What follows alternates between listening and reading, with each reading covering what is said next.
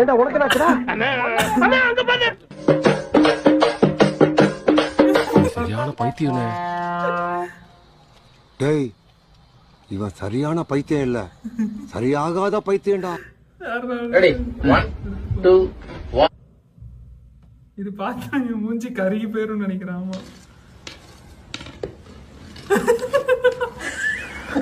சொல்ல வேண்டியதானே இங்க பாதை இல்லை என்று. நான் எங்கு போனாலும் பொத்து கொண்டு பேசாமலே பின்னால் வருவீர்களா? லகட பாண்டியா செம.